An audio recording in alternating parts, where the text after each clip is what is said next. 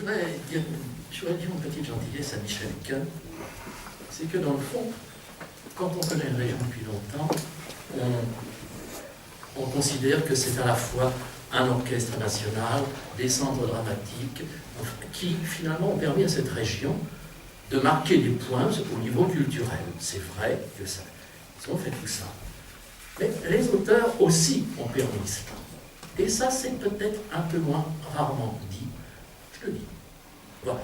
Et Michel Quint, nous avons édité un de ses bouquins qui a pour titre Ma révérence.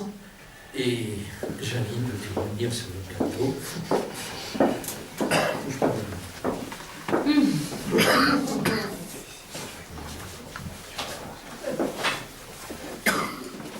Voilà, donc Michel a demandé qu'on lise le début de ce monologue qu'il a écrit spécialement pour Annick Gernaise.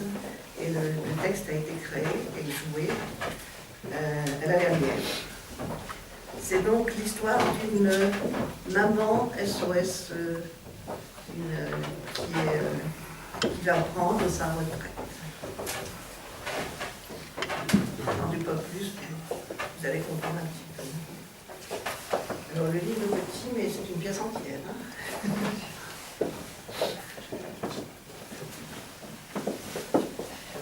Comment vous me trouvez? Trop habillé pour un repas de famille, c'est ça? Tant pis, il faut me prendre sur mon 31. Je ne voudrais pas les étonner. Si je ne dirais pas ma révérence, vous ne seriez pas là à fêter mon départ. Moi, je ne le fête pas. Mais c'est normal que je me mette en frais. Pour vous, et les petits. Surtout les petits. Parce que vous, je ne vous connais pas. Vous êtes en avance. Pas grave, ils vont arriver. 16, j'en ai eu. 16 gosses. Et aujourd'hui, la retraite. Mère pensionnée. Maman, c'est mon métier. Maman professionnelle pendant presque 40 ans. Ce qui ne fait pas un taux plein avec les décotes et l'allongement des cotisations, mais bon. Je paye des impôts sur mon revenu de mère célibataire. Une taxe de maternité administrative. Comme surtout. Fiscalité d'amour salarié. On m'a payé pour aimer. De la tendresse au mois. Impôt non déduit. Mais je suis bête. Vous êtes au courant, vous faites partie de l'association, non? Puisque vous êtes venu, vous savez que le bureau a décidé de me remplacer. Je vide les lieux. Fini les petits pensionnaires. À la place, ils embauchent une jeunesse. Elle va s'installer dans ma cuisine. Maintenant qu'elle a fait des travaux dans ma maison, abattu, monté des murs, jouer à la maman pour des gosses qui n'en ont pas. Heureusement, j'y serai plus. Je l'aime pas. Je souris trop. Surtout, j'oubliais. Que personne fasse un discours. Je me mettrai à brère comme une madeleine, ou à rigoler.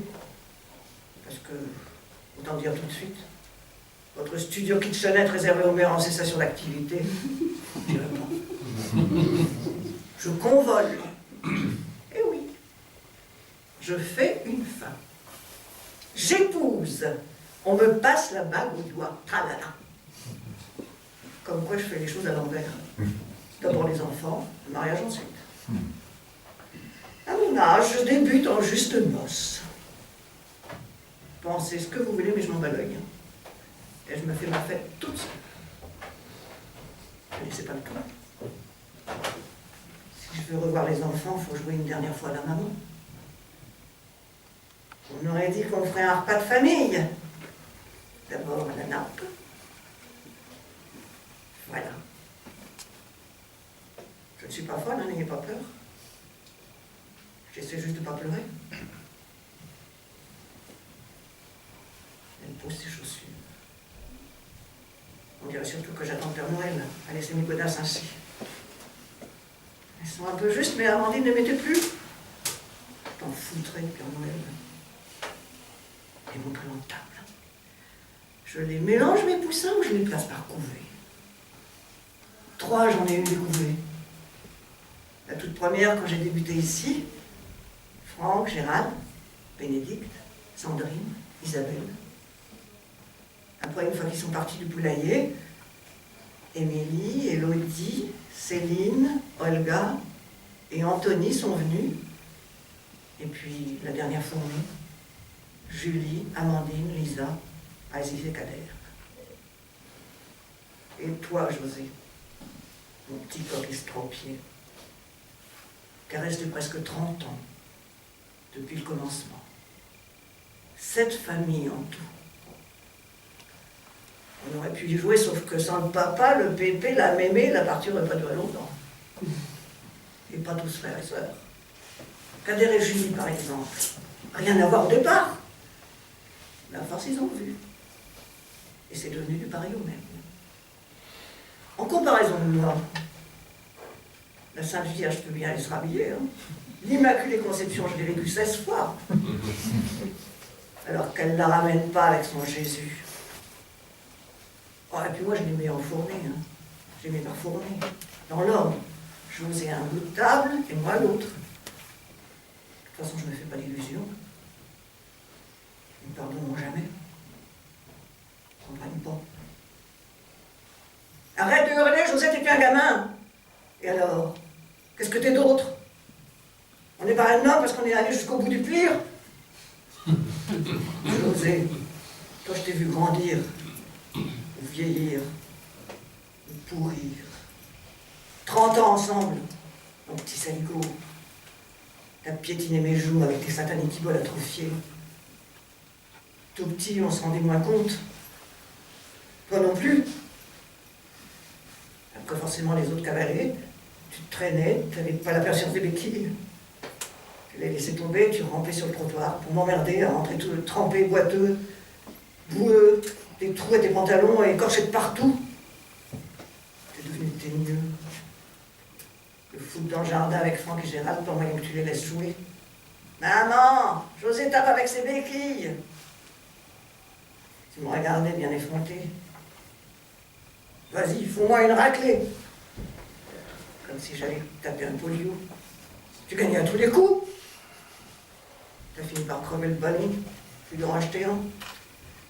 Et c'est pas le plus beau jouet que t'es cassé. T'es vraiment une ordure. Évidemment, je t'ai protégé, mon José, gâté. La polio, c'était un drôle de cadeau dans les salons de Noël. Tant qu'il ne réalisait pas que je le portais à bras, ses frères et sœurs me poussaient dans une balançoire de jardin. On faisait illusion. Puis avec la croissance, il a fallu la parier. On aurait dit un ancien combattant. Une mine avait pété dans les pattes. Il nous en a voulu. Où tu vas, José? Tu crois que tu peux t'en aller comme ça? Quand est-ce que tu es devenu vraiment méchant? Au moment où tu as compris que tu ne partirais pas, que tu t'en voudrais pas de la maison avec tes frères et sœurs, que tu n'avais pas grandi pareil, et qu'on se retrouvait rien que tous les deux à se montrer les dents. Te restait la télé et moi. Et la télé te demandait pas de faire tes devoirs. Putain, Zoé.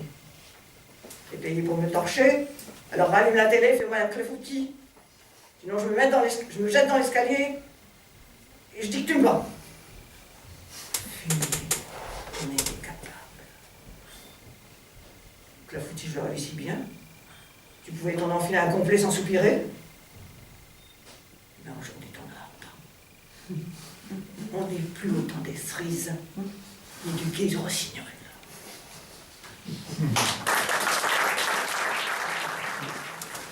Comme j'avais envie de le faire pour qu'on n'enchaîne pas trop comme ça les textes, j'avais envie de déranger un peu votre confort, pardonnez-moi, mais en demandant aux uns et aux autres, et toi Michel, tu me permets, quel est actuellement ton projet? Tu n'es pas obligé de décrire tout, mais ton projet littéraire, qu'est-ce que tu nous, sans trop nous dévoiler?